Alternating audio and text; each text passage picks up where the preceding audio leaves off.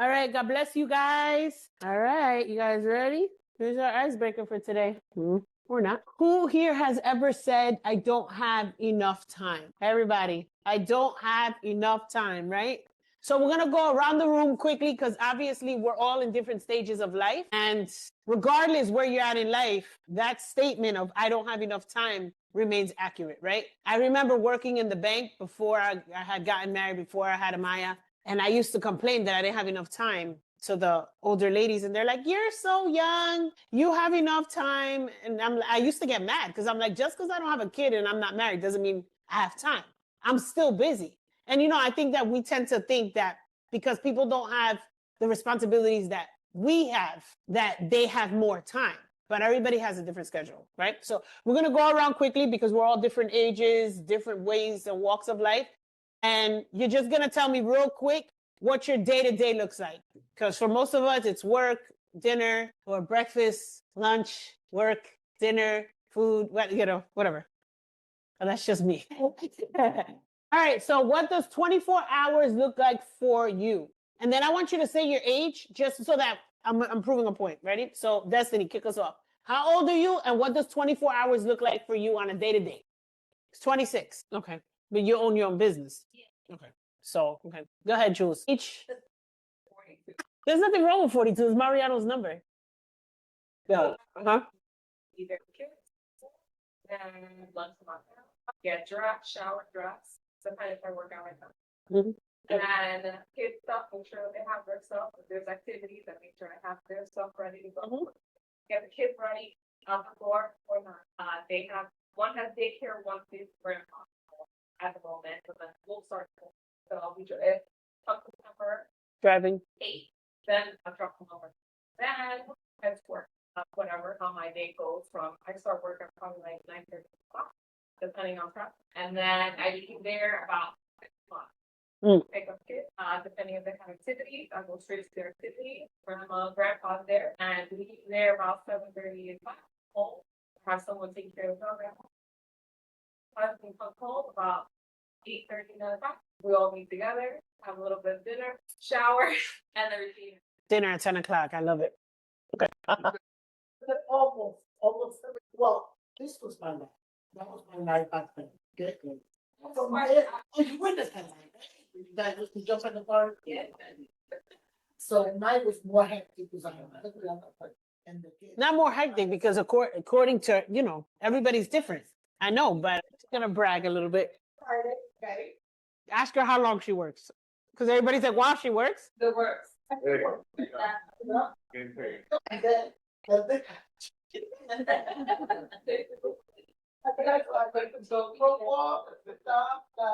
Wow.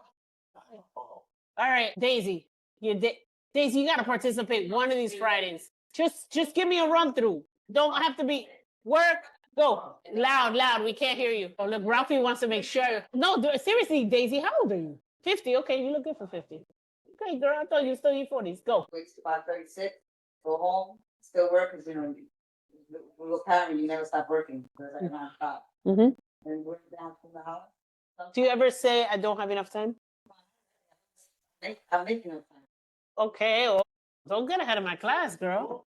Don't ahead of my class. All right. Okay, that's good. Ralphie? Yeah, work. Cook dinner for Daisy, rub Daisy's feet. Do you ever say I don't have enough time? Okay. Hattie. You're older than my mom. Wow. Your age. Ralphie, how old are you? 55. Dang. He looks amazing. Wow. Okay, Kathy, go ahead. 73. I didn't know. I thought my mom was older. Okay, go ahead, Kathy. So you're double tired.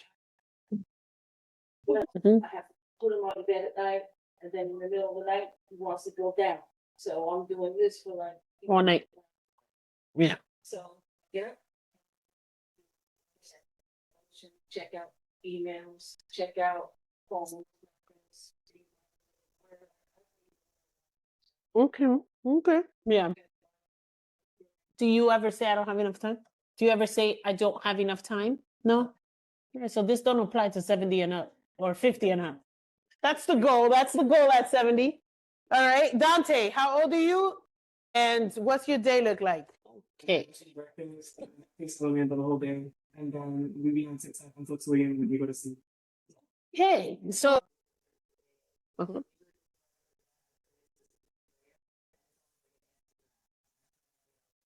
Yes.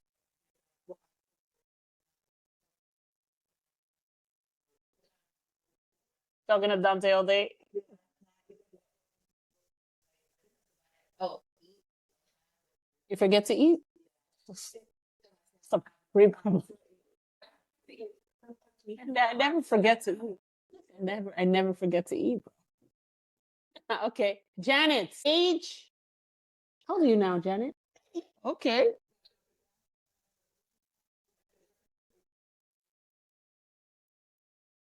Do you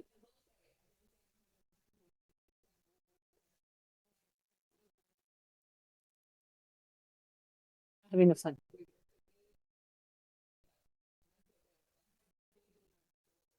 Beautiful. All right, Sasha Fierce. Age and what's your day look like now? Good. Do you forget to eat? Oh my God, these people. Nice. Okay. Perfect. Burn. Oh, you're 32. Don't you forgot? She said she was 31. You were like, wait. All right, Burn. Age. Age. Okay.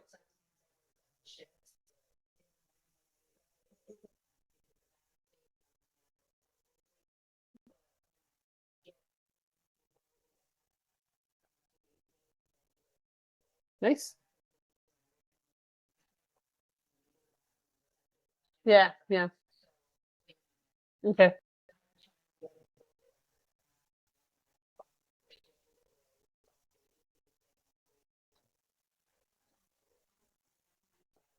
Uh, you know what's funny? I was thinking about that today. I'm driving, and when I specifically listen to songs that I can sing along to, because I'll sing my little heart out. And then I was like, I wonder what people do who can't sing. Like, do they sing along?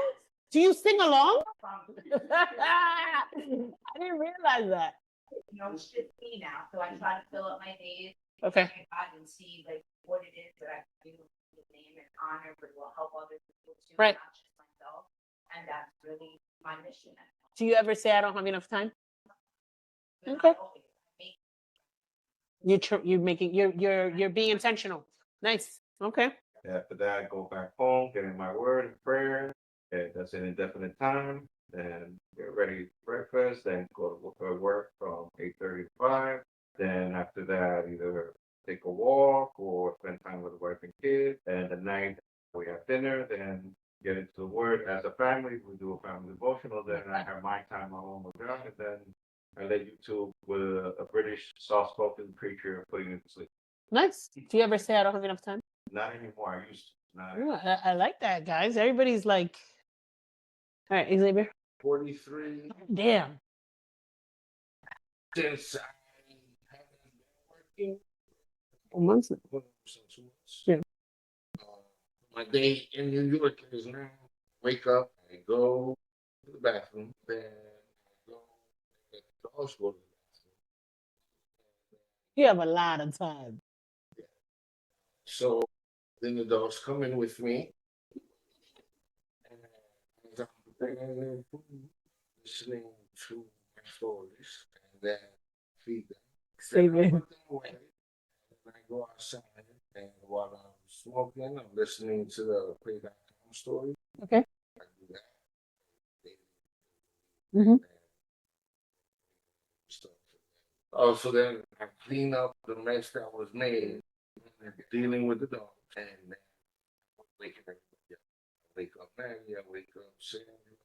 She's already up. She actually wakes up. Morning person. Yeah. So, and during this, like, all throughout the day since she been, I mean, this is only the second day. We talk. Nice. Spending time. Yeah. Most of my time since I'm not working, is spent on the dogs, a little bit of cleanup here and there, you know what I mean? And just listening to stories. Do you ever say I don't have enough time? Not right now. For those of you who don't know, this is Avrelise, Xavier's daughter. Not everybody knows her. All right, Avrelise. I know you're on vacation, but go ahead. Go your little voice. She still sounds 5. I can't. Okay, good. Do you have enough time? Yeah, a lot of time. How about you, Mai? Most of the time, and McDonald's. So I'll come downstairs after like taking a meal out or whatever to my McDonald's. Then get ready for the day, which consists of me probably doing nothing. Unless I have work, then I go to work and then I come home and do nothing. But I take a shower and go back. Okay. I forgot. Do you forget to eat? Yeah. How about you? Do you forget to eat? Xavier, you forget to eat? Yeah, I do actually. Do you forget to eat? Do you say you don't have enough time? You have too much time. All right, my people on Zoom. We'll start with Mimi. What's your day look like? Age? I wake up in the morning, take a shower, go to work, come home, make dinner sometimes, go to sleep, and back at it. Do you have enough? Do you ever say I don't have enough time? I do, but I have all the time of the week, actually. You do, but you do. Oh, okay, you're fighting with yourself. Okay. Right. Okay, perfect. How old are you? 43. 43, yes. Okay. Queen B, next. Debbie. Hey, Brando. All right, Debbie, go. Okay, maybe not. Jasmine Tavares. Can you hear me, Lou? Hey, yeah, I can hear you, babe. Okay. Well, it depends on the day of the week. So, like, I go to work on Monday, so then I'll be out of town until Wednesday. I get back, then I get my son on Wednesday. Then I get my daughter Thursday. Then from Thursday to Sunday, pretty much on mom mode, pickups, drop offs, church on the weekends. Saturday, I tend to maybe take my kids out. And now that school is starting back up, probably just be doing the back and forth, dropping off on Thursday and Friday when I'm home. And then, yeah, pretty much it. And then obviously in between eating and, shower and doing all that. But it really depends on the day. I'm like, my schedule's all over the place. Do you ever say I don't have enough time? Sometimes. Okay. How old are you? 36. 36. Okay. Now we got Amy and then next Melissa. Hey guys, so I guess I'll talk about when I'm back at work. 'Cause right now I'm off for the summer. So I wake up at 5:50, get the baby ready. Take a shower, then get the baby ready, bring her to daycare. I work from 7 to 2. Then I work after school. Then I come home, make dinner, sports, doctor's appointments, everything, grading. And I was going to bed around 11:30, but it was just getting to be too late. So I've kind of been intentional of going to bed around 9:30 now. When I can. Nice. How old are you? 35. 35. And Melissa. Hello, everyone. So I work for myself as a nurse, so my schedule is a little all over. I make it when I need it, the way I need it. But really, I get up between 5 and 6 in the morning just to have some time myself. I'll spend some time first thing in the morning with the Lord for about 30 minutes or so, and then I will try to exercise. Then I'll clean, take a shower, get myself together, and then get the kids ready for daycare. And then depending on what kind of day is ahead, if I have to run errands, I'll run errands, complete some tasks. This is an ideal day. Some days are interchangeable because, you have small kids. You kind of got to go with the flow. But that's pretty much it. And then I'll pick the kids up around 3. What else? Hang out a little bit. We do dinner. And it's bath and bed. I'll probably go to bed around like 11 o'clock. In between, I'll put the kids to bed and do some stuff with them. And that's really it. How old are you? I'm 38. 38. Okay. And Brando, what does 24 hours look like for you? Like, what's your day to day just to do your stuff? Okay. Do you ever say I don't have enough time? Well, he got 2 jobs. What else? That says it all. He said he got 3-4 hours to himself. What do you want to know? What he's doing the 3 hours that he has for himself? I'm 42. I wake up at like 6:45. The worst part is just getting out of the bed. Then I get out of the bed, do what I got to do. I'm in front of the computer by 7:30, 8 o'clock. On a good day, I'll send a daily text. So if you haven't been getting it, haven't been good days. But these last 3 days have been good days. I mean, good day. I've been trying anyway. Then I take a break, have coffee, breakfast, come back. Unless I'm gonna run errands, I own my own business, so I can maneuver the time accordingly. But doesn't always work out that way because if I'm running errands, then I have to come back, and then the day goes instead of 9 to 5, it's like 9 to 9 or whatever. I'll regret it. Or 11. Back on the bed. Whenever I give up, but I multitask. So Zoom your. Mute yourself, Melissa. I multitask, so I'm cooking dinner and cleaning the house and doing laundry while I'm editing and responding to messages, and that's why I'm so tired by the end of the day. But yeah, that's what the day looks like. Lou, I'm not too sure why mine isn't showing up. Am I showing up? Are you there? Hey, girl. Oh, so wait, there's a whole other group here. I'm so sorry, Britt. I was just gonna keep quiet. I was like, you were like, whatever. Like, she's not gonna call on me. Let me just Hold on, babe. I didn't even see you there. Espérate. I don't know how to wait. No, Oh. I mean it's okay. You No, know. I'm not trying to exclude you. I didn't even see No, you of there. course, of course. What is this? I figured maybe it's not I showing was me wondering where because you were. What? I logged in a little later, so maybe that's why I don't know. I didn't see you there. All right. Is there anyone else there that didn't call? don't all say something at once. Just kidding. Okay, so Brit, I think it's just you. It Me? wasn't showing Okay, me. probably All right, because I baby, logged in a little later. give me your age and give me your day to day, babe. Why are we calling out ages? I'm just kidding. No, I sometimes forget. 'Cause I'm proving a point. Go. Okay, so I'm 36, I think, right? 30, 35. Yeah, 36. Day to day, I don't know. So I typically wake up around 4:30, 5:30. On a good day, I can maybe like get a little bit more sleep, but that's rare. I might be on a prayer call or might just spend time with the Lord.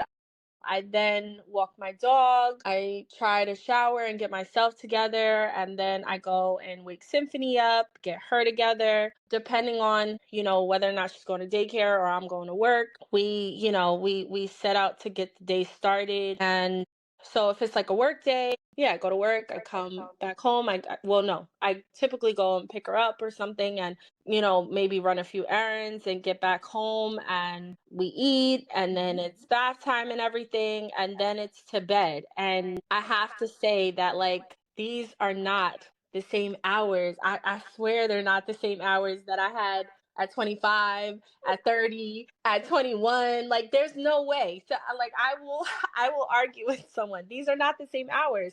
As much as I've tried to like alter certain things or like get up a little earlier, go to bed a little earlier. For me personally, it's never enough time. I don't know what I'm doing wrong, but for me it's we'll not. figure it out by the end of the class. Do you ever say I don't have enough time? You just said it. Yes. Do you forget to eat? I don't forget to eat, by the way, guys. I always make time to eat several times during the day. Forget to drink. I do. I don't forget to eat. I'm guilty of doing that sometimes. Yeah. Okay. All right. So why are you asking our age? Why are you putting it on blast? Because as you can see, besides the two 70-year-olds that we have here and Daisy and Ralphie being the exception, everybody and the teenagers, but you guys right now you're not in school. So once school starts, it's going to change up the algorithm. Everybody's busy. And some people, according to what they like, I heard some people working out, some people doing their devotions in the morning. According to what it is that you like, you make time for.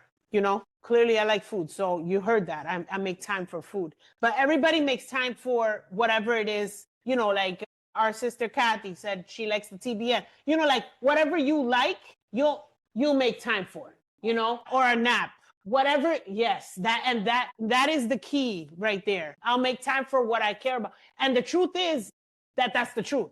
Just like we never have enough money, but if you smoke cigarettes, you're gonna have money for your cigarettes. And I'm not pointing at you. It's the truth. If you like food, I always seem to have money for food. May not have money for this, but McDonald's, there's always $5 for McDonald's. There's always a coupon. If you like the gym, you're gonna make sure you have that money for the gym, unless you have your own gym. I know. I got it pending. So there's basically we make time for what we want and what we like.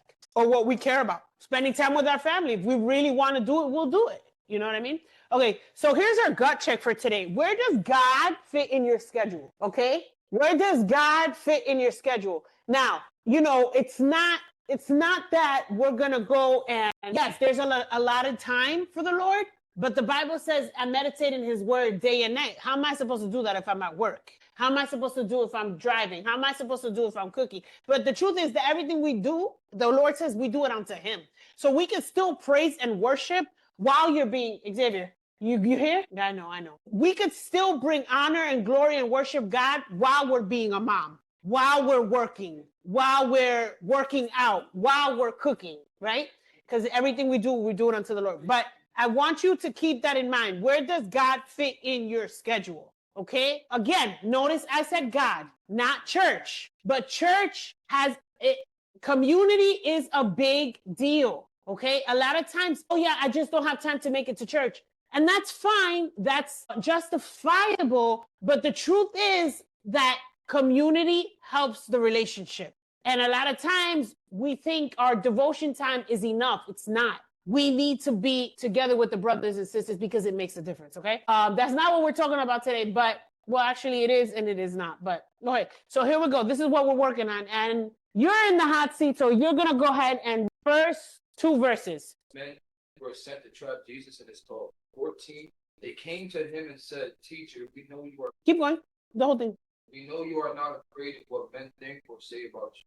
Teach the way of God and truth. Is it right to pay tax to Caesar? Okay, so who is they?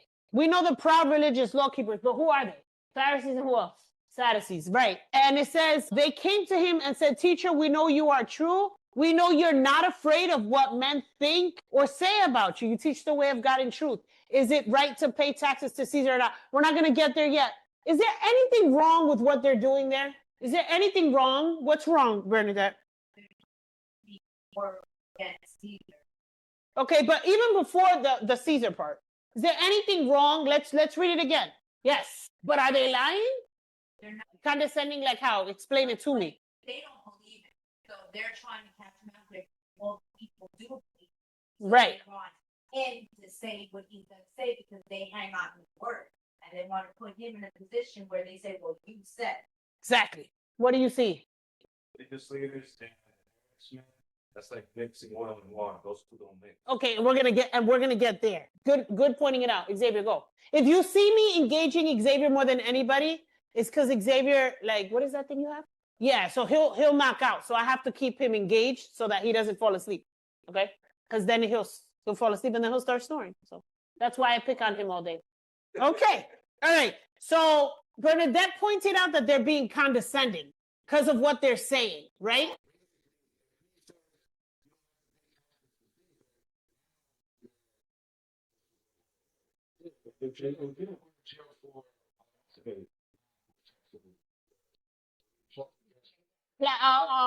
Blasphemy or treason.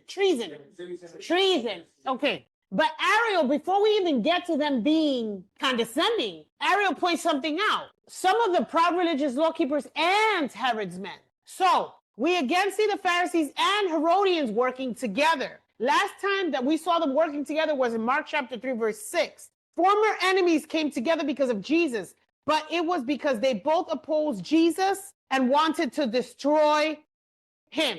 So the enemy of my enemy is my friend, right? So we always see that. People may not like each other, but if we both don't like each other, but we both don't like Brandon, then you and I are friends because we both don't like Brandon. And that always happens like that in real life, okay?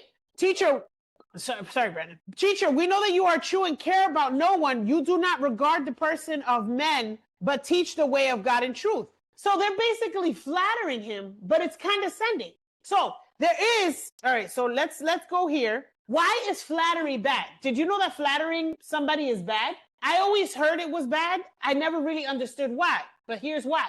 The Bible views flattery as a form of deceit, right? And manipulation. Unlike genuine encouragement or sincere praise, flattery uses exaggerated or insincere words for selfish gain, to trick others, or to set a trap. Scripture consistently warns against using or listening to smooth talk. And my mom always taught me, and too bad she stepped out, but my mom always taught me, if somebody's flattering you too much, using pretty words too much, don't fall for it. Because nobody is that nice. In real life, nobody is that nice. Discernment is key. And sometimes we think, well, no, they're just really sweet. Nah, nobody's not that sweet. I'm sorry. And you know what? Sometimes we get turned off by the people who have the RBF face, or the people who just be like, hi, and just keep it at the hi. But you know what? Sometimes we have to use discernment, because if somebody's using such sweet words and super sweet, that's a red flag, because ain't nobody that nice in real life. So know that that's flattery. It's not good. So for you younger ones, that's a red flag. For the ladies, if you see a guy and he's buttering you up, especially if he's Hispanic, run, because ain't nobody that nice. That's the truth. Now, he gives you a little bit of spice, okay. But somebody that's so sweet all the time, and even with the gentlemen as well, ain't nobody that nice, okay? Yeah, there's always a hidden motive or selfish gain behind it. That's when you keep your ears up, because ain't nobody that sweet all the time, right? But Am I making this up? No, the Bible actually says it. Psalms 12, 2-3 says people speak, this thing trips me up every time, with flattering lips and a double heart, and ask God to cut off those flattering tongues. Romans 16:18 says, warn that smooth talk and flattery deceive the hearts of naive people. So that's what we see here. First of all, we see enemies coming together to come to Jesus. Meanwhile, Jesus already knows y'all don't even get along. So now y'all both coming at me like, and using all these words that may be true. And it's not that you're not going to give somebody a compliment. You are, but what you really want?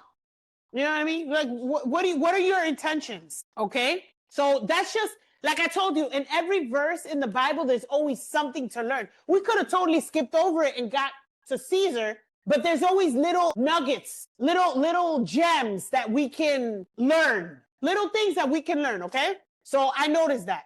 Okay. So Jesus knew enough. Okay, this is bugging me right here. So we're just gonna move you guys down here. Okay, Jesus knew enough not to regard this flattery from his enemies. Sometimes our enemies flatter us because they want to hurt us, the condescending. Sometimes our friends flatter us because they want to be kind and helpful. Okay, either way, it is a mistake to put too much stock in what others say about us, either good or bad. And that's important because if we live by the words of people, you're going to die by the words of people. And I've had to learn this, and if you haven't learned it yet, you're going to learn it. Destiny, as a business owner, you can't, because the same people that are will be the same people that'll be cutting me off the next day. So you can't let people's words get to your head.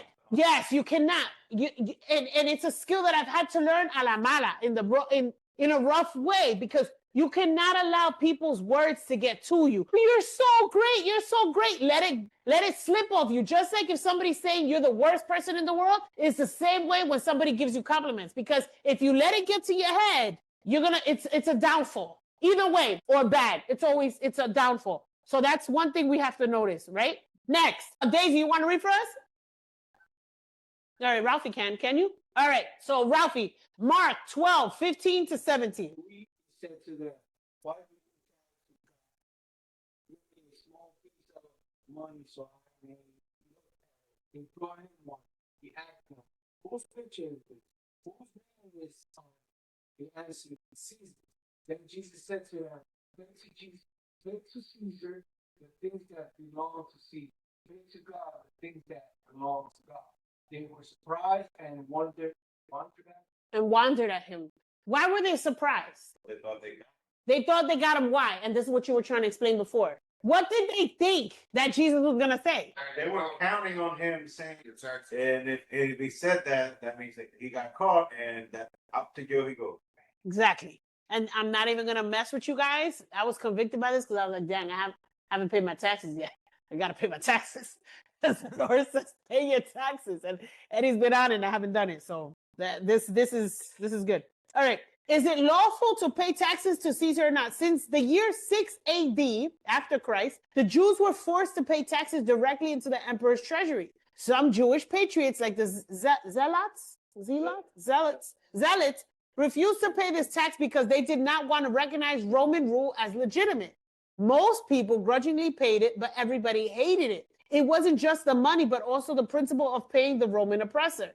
3 taxes were imposed by the Romans. The first was the grand tax, which was 10% of all grain, 20% of all wine and fruit. The second was the income tax, which amounted to 1% of a man's income. The third was a poll tax paid by men aged 12 to 65, women 14 to 65. This was a denarius a year, about a day's wage for a laborer. Exactly. It sounds like Puerto Rico. Puerto Rico got taxes out the gazoo. Like 7 different taxes on like an Old Navy shirt. It's terrible. Yeah. We see you and we go and we raise. Exactly. Shall we pay or shall we not pay? Okay. They seem to put Jesus in a trap. You can't put Jesus in a trap. Jesus is Jesus, right? If he agreed the tax should be paid, Jesus then seemed to deny the sovereignty of God over Israel, and he would lose popular support. If Jesus agreed that the tax should not be paid, he would openly declare himself an enemy of Rome and treat it like a revolutionary.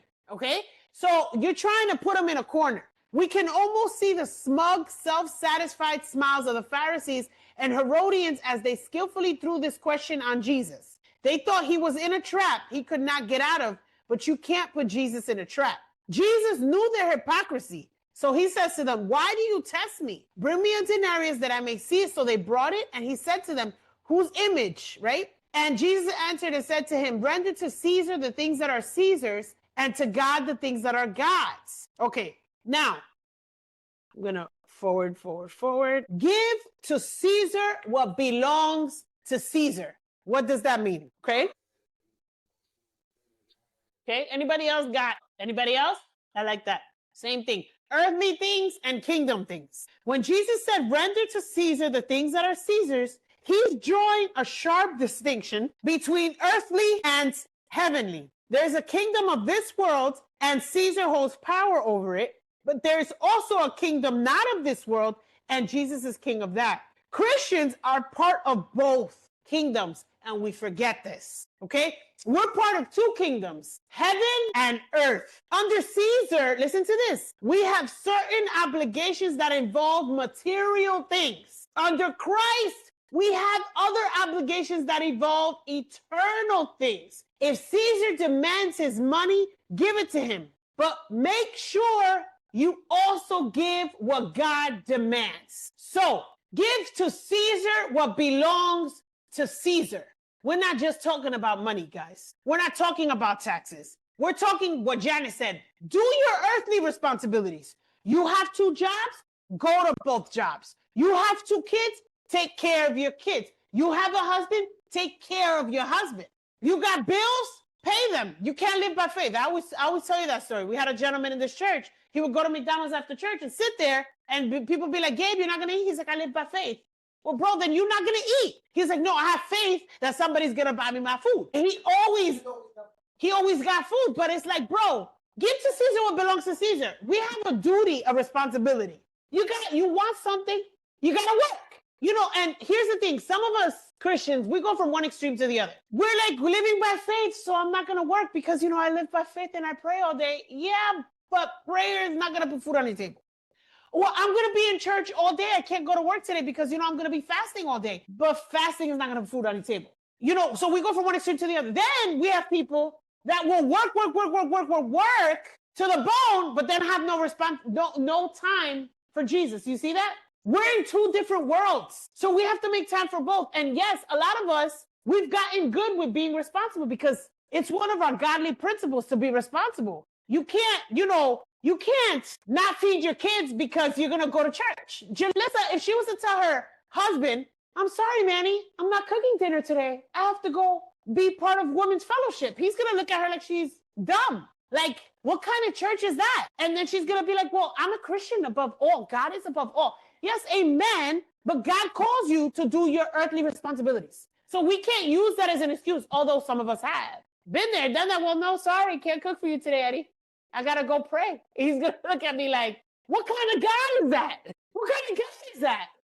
What do you mean? Well, no, but God comes first. We have to use wisdom because you have a non-living husband and you're going to leave your husband without food to go to church to pray. But the Bible says to be a Proverbs 31 woman. So where does that fit in? We have to use wisdom. Well, if I want him to believe in the God that I believe, then let me make sure that his belly is full and then do what I got to do. Wisdom. Some of us don't use it, right? So pay to Caesar the things that belong to Caesar. Then we have Christians that don't pay their taxes. And then when I get in trouble, I'm going to be like, God, is the devil after me? Well, God is like, no, you're not using wisdom because you have a responsibility as a United States citizen to pay your bills or to pay your taxes or pay whatever or go to work. Okay. So I'm not teaching you something that God is slamming me with. We have to remember, there's an earthly kingdom, but there's a heavenly kingdom. So we've gotten to the point where we're good with our responsibilities. But when it says give to God what belongs to God, I think, or at least me, that's where we're coming into friction, right? When I did my devotion, a half hour this morning, and sometimes this is what we do. I'm not saying everybody, but this is what we do. Well, I did my devotion already. So that is checked off. Can you do a relationship? Can I do that with my husband? Like, when I gave him a kiss this morning, I said, good morning, I love you. Done. Got to talk to you for the rest of the day. Relationship does not work that way. Religion may work that way. Yes, I did my Ave Maria and the 1, 2, 3, 4. I don't know how to do it. So I'm good. Now, north, south, east, west. I passed by the church. I did my north, south, east, west. So I'm good. That's religion. But we're not doing a religion. We're doing relationship. So if you're doing relationship, then it's impossible to check off a box. That part. Never. No. But that's the thing. It's an all day long thing. So check it out. What's the greatest, and I've been thinking about this all week, not religiously, not in a spiritual way, just in general. What's the greatest gift you can give someone? Literally, even if that's not their love language, because love languages, we all interpret love differently. Some people love to be hugged and touched. Respect. Some people like time. Some people like gifts. Respect also. Respect. There's a plethora of love languages. But the ultimate love language is, according to Google, the greatest gift you can give someone is your undivided time, attention, and true presence. Because time is limited. Sharing it means giving a piece of your life that you could never get back. It tells another person that they matter and are worthy, I'm supposed to say, of your moments, or worth of your moments. That's the best gift you can give someone. It's the best gift you can give someone. Like, if I'm taking my time out to do something with you, or listen to you talk, or give you a phone call, or give you a text message, or just stop by and visit you, I'm giving you my time, and time is worth way more than money, because money can be replaced. Time cannot.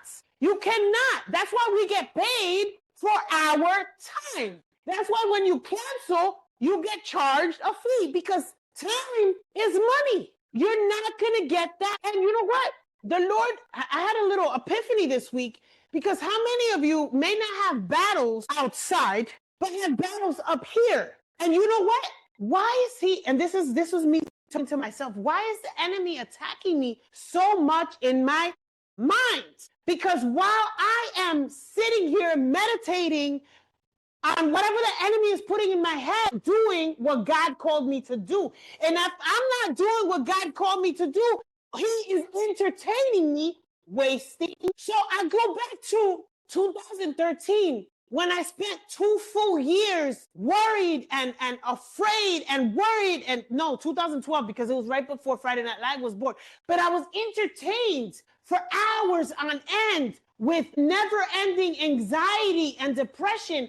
And what he was doing was entertaining me so that I couldn't execute what God had already given me to do. So now, this week, I had an epiphany, and I said, why am I getting attacked? Because the enemy, as long as he can distract me with my thoughts, I can't do what God called me to do. So if you're being headache, depression, anxiety, anything that's causing you to be immobile, think about what is happening here. What are you trying to distract me from? So this week, because the attack was so bad, it's been, whether physical health, I mean, it's sneezing, coughing, headache, nausea, dizzy. And I'm like, and because when you're feeling like that, you can't do anything else. When you're feeling sick, you're going to go to bed. And if I'm sleeping, I can't do what I'm supposed to do because I'm sleeping. If I'm sneezing, I can't do anything else because I'm sneezing. So I'm like, what is happening? And then finally, I put a sermon on because I was watching my novela while I'm working. And yes, novelas are entertaining, but they're not feeding anything, right? They're entertaining. They're great. I'm loving to see what's happening with Maria and Jose. Yeah, it's great. I'm on the next chapter. But nothing, my spirit isn't being fed. So I was just like, I need to put something else on. Lo and behold, I put on a random message that was not random, because it was literally talking about the enemy whispering into your ear and thoughts and battle and battle and battle. And then after that, I woke up and I still feel sick physically, but I got up and I was just like, hold on, I got stuff to do. I gotta talk about the worship team. I gotta do this, I gotta do that. And then I realized while I'm sitting here worried about what I'm thinking about, I'm not doing what God called me to do. I'm stagnant. So he's wasting my time and you can't get it back. And then the thing is, and I like that Bernadette said it, She said, when I wake up in the morning, I ask God, what do you want me to do today? So while you're stuck in your pity party, the person you were supposed to minister to that may be on the brink of suicide is not getting the word that only you can give them because you're in a pity party. You see what I'm saying here? We all have a job to do every single day. And while you're withering away, worried about yourself, you're not doing what God called you to do. Do you realize that when you pray like that, God, give me the ability to bless somebody today. Give me the ability to speak life into somebody. God always brings somebody and you're able to bless them. And they're like, I needed that word. And I know because I send the daily text. And I'm like, how many times have I not sent the daily text? Because I was so caught up in my own feelings. Meanwhile, there's people that are dying for a word, but I was too selfish. And then when I do the right thing and I send the daily text, then you got people like, I needed that. How did you know? And I'm like, I didn't know, but God, thank you that I was obedient today. I should have been obedient yesterday, and the day before that, and the day before that, right? Okay, time. So I'm thinking about this. I said, God, all right, you gave us 24 hours. You're talking about give to Caesar what belongs to Caesar. You're talking about give to you what belongs to you. I don't know what you want me to say. And this is what came to my heart. He told me to ask you guys this and myself. Do you love me? Obviously, everybody's gonna be like, yeah, I love God, right? Everybody, do we love? Yeah, I do. Do you love me? Okay. Do you trust me? Of course I trust you. Yeah. Fall back, and I know you're gonna take care of me. And so then God says, then why don't you spend time with me? God, but I did my devotion. That half hour in the morning, like while I'm waiting for my mom to come pick me up so I can get my coffee. I put the prayer on. I'm listening to that prayer while I'm editing. And then God is like, but why don't you spend time with me? Why don't you spend time with me? See, because I could be in the same room as my daughter. She's on one couch and I'm on the other. That don't mean I'm spending time with her. That just means that we're in the same room. Unless I'm having an actual conversation with her, we're not spending time. That's not spending time. Now, if you're with your partner, right? She's in bed with Manny and she's hugging, that's spending time. We're not necessarily talking, but they're each other's up. They're acknowledging each other. But you could be on that same bed and be in two different worlds. Yeah, that's a whole nother topic for another day, girl. I said, get them out of your bed. Yeah, not good. But so God says, why don't you spend time with me? Why don't you spend time with me? Okay, here. Because I wrote it so I don't forget it. It's kind of like when somebody dies. When somebody dies, nobody thinks about how much the ticket costs. Nobody thinks about, I got to take time off from work. Everybody and their mother's going to the funeral because it's an emergency. Yes or no? It's an emergency. Saca el pasaje. We got to go. Mind you, the person's been sick. Oh, no, I can't go. I got to work. I don't have time off. I don't have the money. But when death comes, yeah, that's a perfect example. When my sister went to get married, the first time.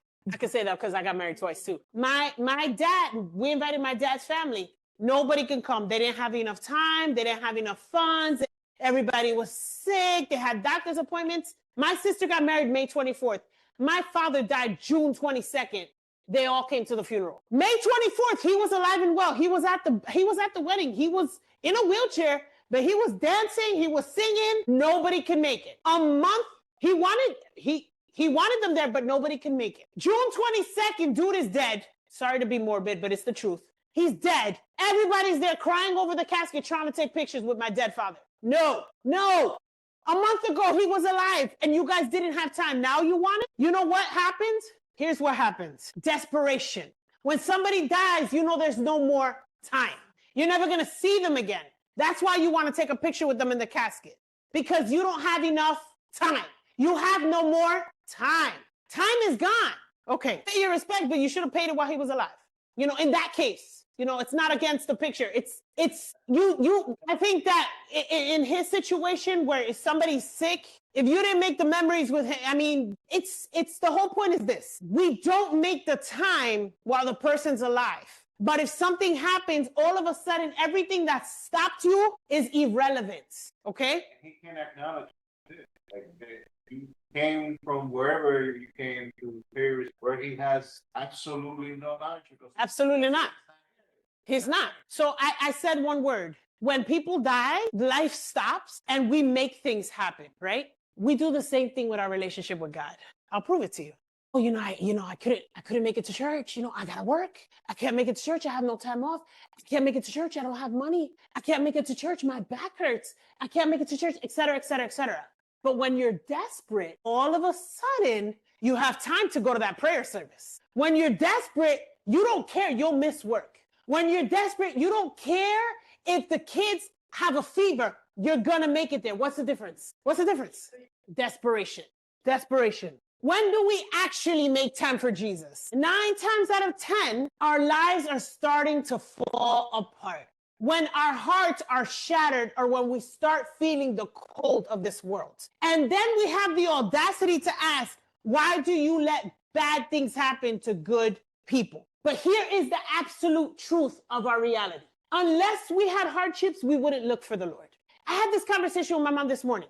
I said, Mom, you know what? I noticed something. Certain things in my life are starting to crack. And I realized that I got to stop watching the novela and start listening to sermons. And she was like, yeah. And in my head, I'm like, and I told her, I said, but I realized that when I was putting God first and being intentional, okay, not checking him off as a box devotional in the morning, not listening to a worship song and saying, I got it out of the way. But when I started being intentional with the Lord, everything else was falling into place. There were certain things I didn't have to worry about because God would take care of it. But I got cocky in my own right.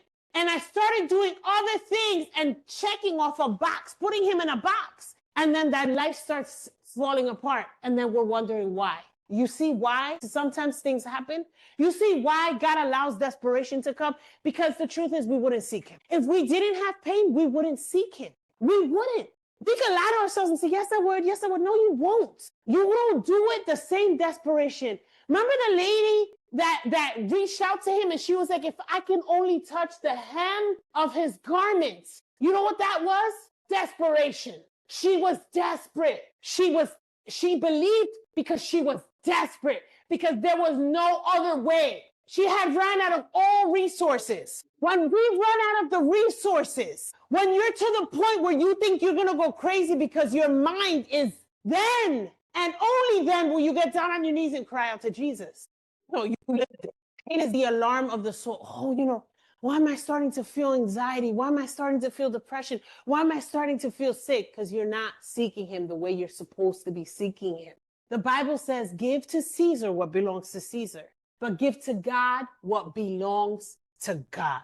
And I think that's where we fall. Oh, but I'm doing it. No, you're not. Oh, yeah, but everybody knows how much, right? My worship time compared to Bernadette's worship time. Oh, well, she did 3 hours and you only did 2. You can't do that. You can't do that. You know why?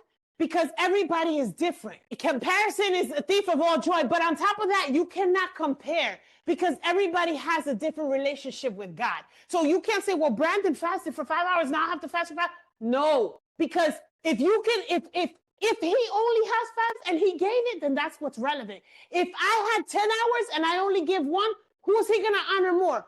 The one that can only give 5 and gave the 5, or the one that can give 10 and only gave 1? It's obviously going to be the one that gave everything that he had. So according to your life and according to the responsibilities that God has given you, God is measuring you by you. He's not measuring you against somebody else. He knows. And you see how I asked you guys, oh, well, what's your day look like? And what's your day look like? And what's your day look like? Because everybody's different. But God is not measuring Amaya compared to Jalissa. God is measuring Amaya against Amaya. Like, I know exactly how much time you have, but how much time of that time have you invested for me? But when you're desperate and you need something, all of a sudden, now I'm priority. Yes, we take him for granted. And that's true. He is always going to be there. But and you know what? Ariel said it. Either you come the good way or you came the hard way. Both of them are hard. You choose your hard, right? And I saw this quote this week. Either you can work out now, or when you're 70, you're walking with your back hurting. Well, the person that's working out at 50 is not going to be walking like this at 70 because they're putting in their work. You understand? And so I believe that God is really interested. Oh, well, he's a mean God because he's making my life harder. No, here's the thing. If we're not putting God first, then we're making decisions that are out of order. And when we make decisions that are out of order, then we cause consequences that were never meant to be there. And now life becomes hard based on our own choices that we made without wisdom from not consulting him from the beginning anyway. God's not gonna ask about Brandon, Alyssa, or Lucindy. You're gonna ask about lifelong lessons to learn that. So I don't worry about anybody else. You can't.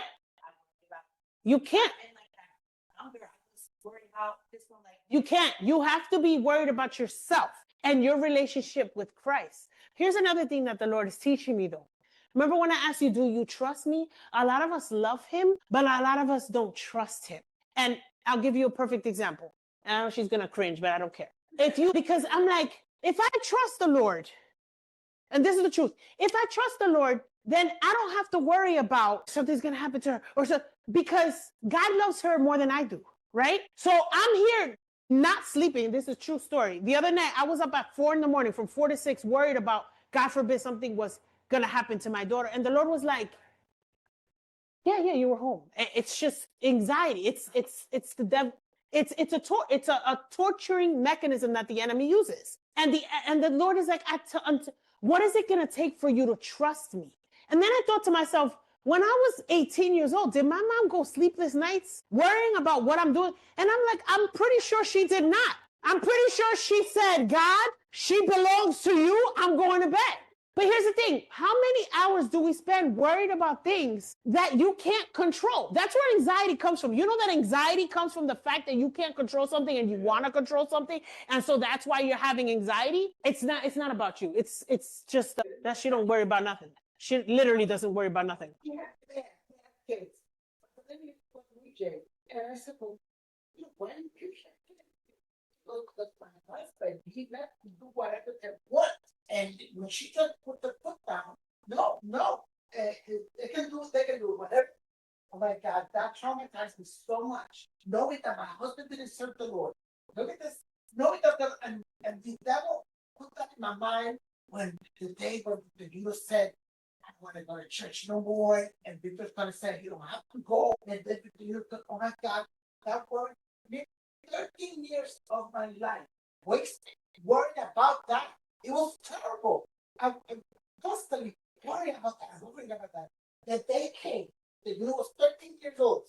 And that day, the unit started to take his time, because you don't let go that they go to church. Well, you take his time. Because you don't let go to fight. So Victor comes out of the room and he said, what's wrong with your people? You and I said, because this one is taking his time because he don't want to go to church. My husband, he said, what?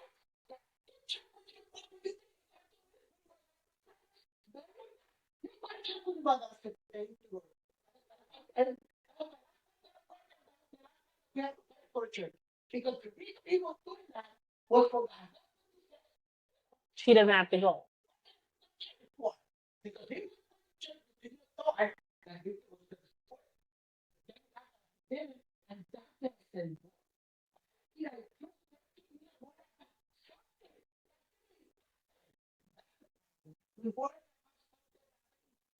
so I learned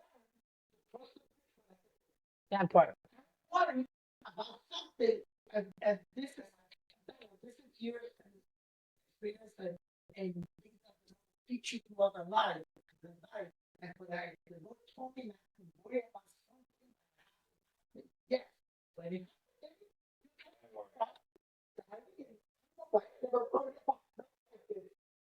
what about Sleep. But I think it's a matter of how much do you trust the Lord. And when you're driving yourself nuts about things that you can't change, things that haven't happened yet. And here's what the Lord told me this week, and this is what I'm sharing with you guys. Worry to that point is a sin against God. You're sinning against God just as bad as if you were shooting up. You're sinning against God just as bad as if you were gossiping.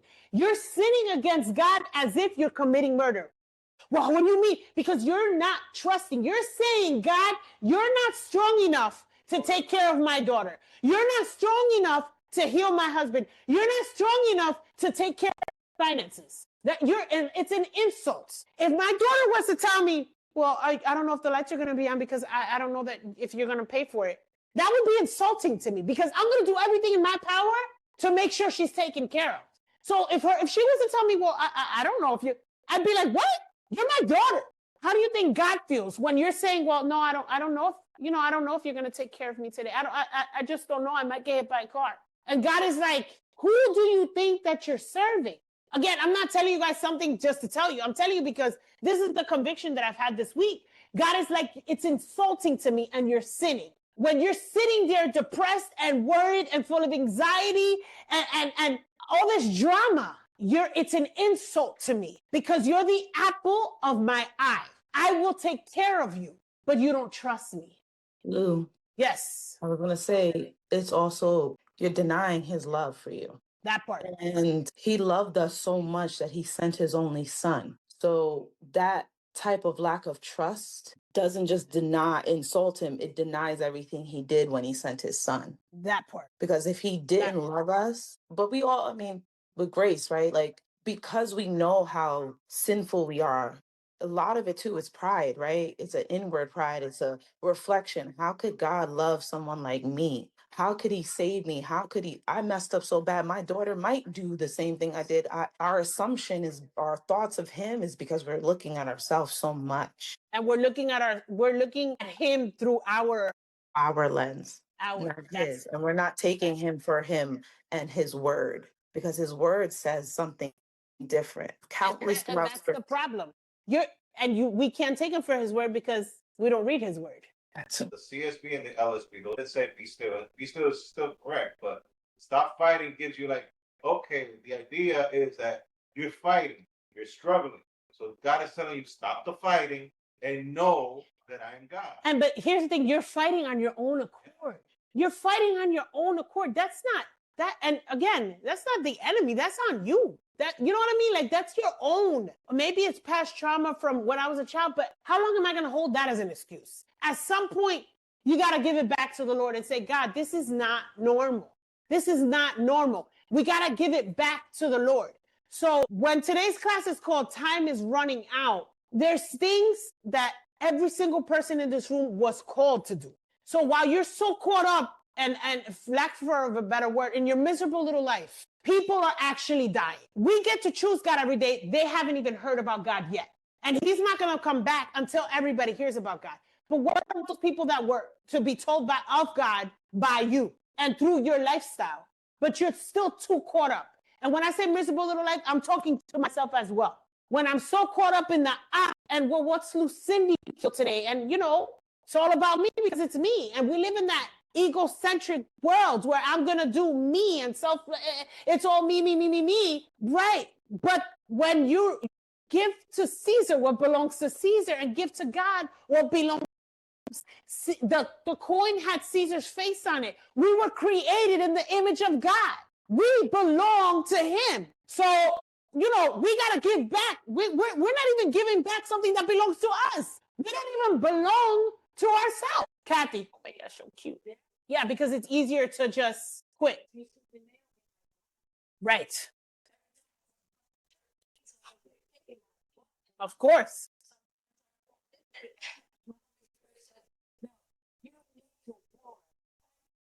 Get those scriptures and start boiling against that spirit. That's so accurate because I wasn't here last week. But from what I was told, all the worship team had a stomachache last week. The whole worship team had a stomachache. That's not a coincidence. The enemy is going to attack us in every which way he can. So I leave you guys with this. Give to Caesar what belongs to Caesar. We're good at that. But give to God what belongs to God. And know that the enemy is going to do everything in his power to stop you, trip you, pause you, entertain you. If he can't stop you, he'll distract you. Don't fall for it. Let's have wisdom. Let's keep our ears open and our eyes open to what's really going on. Because like Janet said, we're part of an earthly kingdom. We all know that.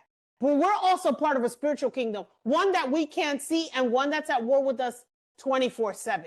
So if you're being attacked, congratulations, you're doing something right. And if you feel nothing, then we need to repent and pray for you tonight. Because if you feel nothing, enemy doesn't attack something that's not a threat. He only attacks threats. If he's threatened by you, yeah, then you're going to get it. All right?